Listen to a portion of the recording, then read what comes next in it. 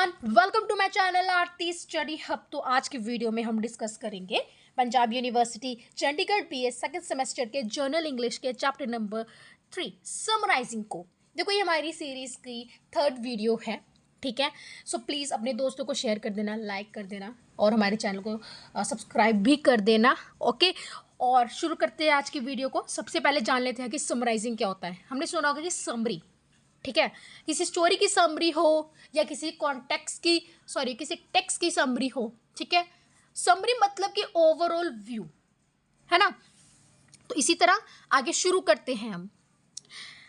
Summary means brief statement of a main passage. की brief statement, किसी चीज का ब्रीफ स्टेटमेंट हम दे रहे हैं, ठीक है तो उसके बारे में, पर छोटा स्टेटमेंट हो, ओवरऑल स्टेटमेंट हो।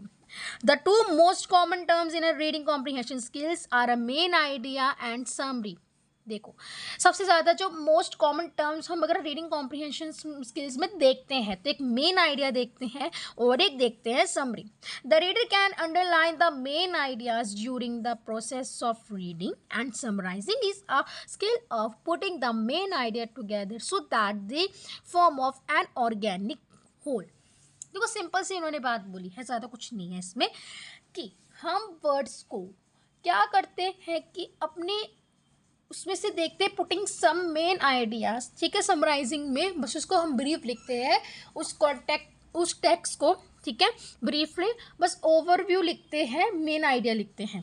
The art of summarising means giving the gist यानी meaning or main theme of a passage in a few words as possible. The summary of a passage should be looked and clear. Looked यानी looked या clear होनी चाहिए, ठीक है। It should include all essential and important points so that anyone on reading it may be able to grasp the main idea of a given passage. इन्होंने simple बात बोली है कि रीडिंग हमें आर्ट ऑफ, अगर समराइजिंग को समझना है तो सिंपली हमें क्या पता होना चाहिए कि ये तो सबसे पहले एक तरह से फ्यू वर्ड्स में होती है, फुल टेक्स्ट का आधा समझ सकते हैं, ठीक है। और उसके बाद हम देखते हैं कि एकदम क्लियर होनी चाहिए, अंडरस्टैंडेबल होनी चाहिए, ताकि अगर कोई और सम अदर पर्सन उसको रीड करे तो अंडरस्टैंड कर सके उस मेन आइडिया को, उसके जेस्ट को पकड़ सके, यानी कि उसके मेन आइडिया को अच्छे से कैच कर सके या ग्रैब्स कर सके। उसके बाद एसेंशियल पॉइंट्स दे रखे हैं कुछ। तो सबसे पहले दे रखा है हमारा एसेंशियल ऑफ समरी राइटिंग।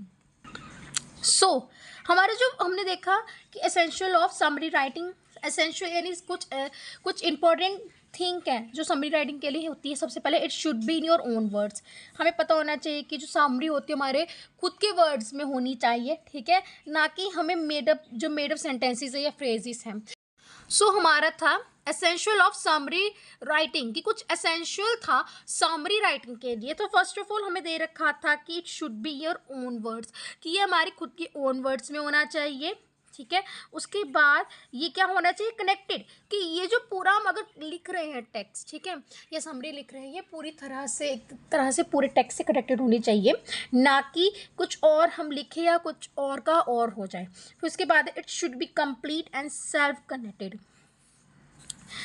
यानी कि इट शुड बी कंप्लीट होना चाहिए और सेल्फ कंटेंट होना चाहिए, कि सेल्फ कंटेंट यानी हमसे खुद के वर्ड्स में लिखा होना चाहिए, ठीक है, जो कन्वे करे फुली मैसेजेस को। उसके बाद दे रखा है हमें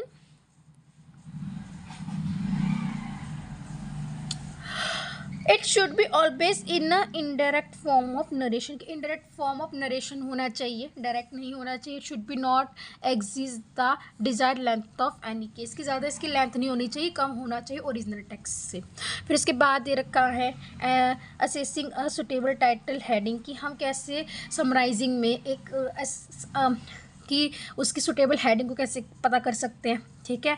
देखो, इसके बारे में भी कुछ चीज़ें दे रखी हैं पीछे, हम की पॉइंट से समझेंगे, पूरा प्रायर नहीं पढ़ेंगे।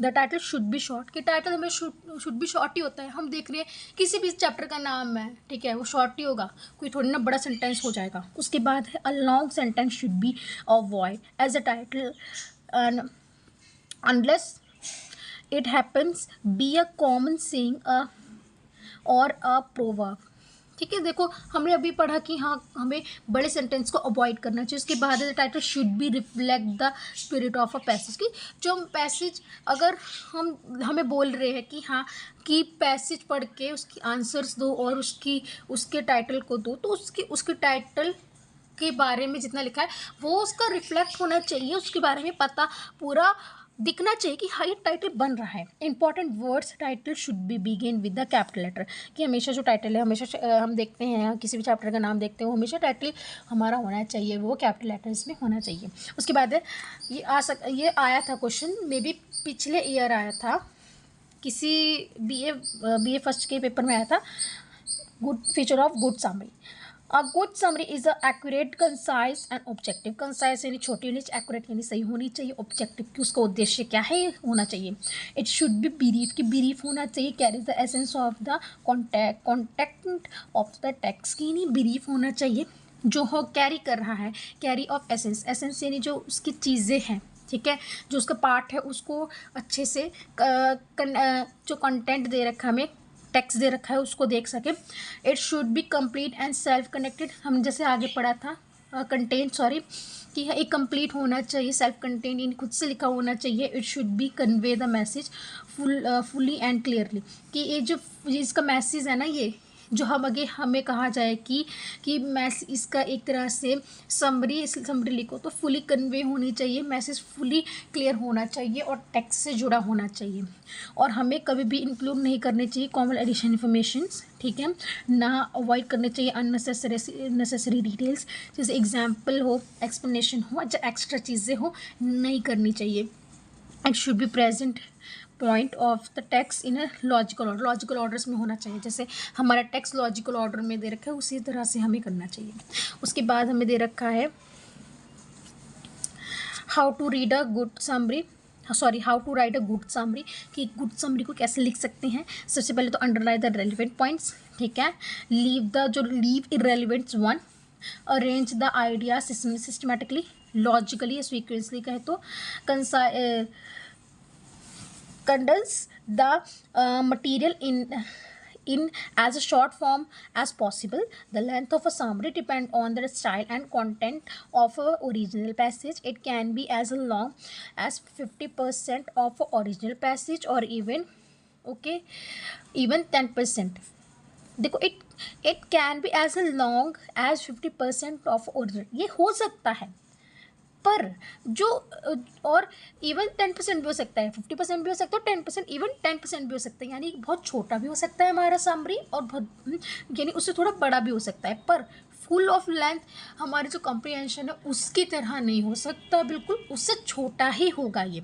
The important points of remember that is no relevant point should be left out and its content, it should be have a logical development. देखो हमेशा लॉजिकल डेवलपमेंट होनी चाहिए, लॉजिकल और रेलिवेंट पॉइंट्स जो हमारे टेक्स्ट में दे रखे वो होने चाहिए। Avoid using the same words, phrases and expression given in the text, की जो हमारे टेक्स्ट में दे रखे हैं उन वर्ड्स को नहीं यूज़ करना है अपनी तरफ से, उससे मिलते जुलते फ्रेजेस को, वर्ड्स को हम यूज़ कर सकते हैं, एज इट इज हमें वर्ड्स नहीं यूज़ करने होते हैं। The matter should B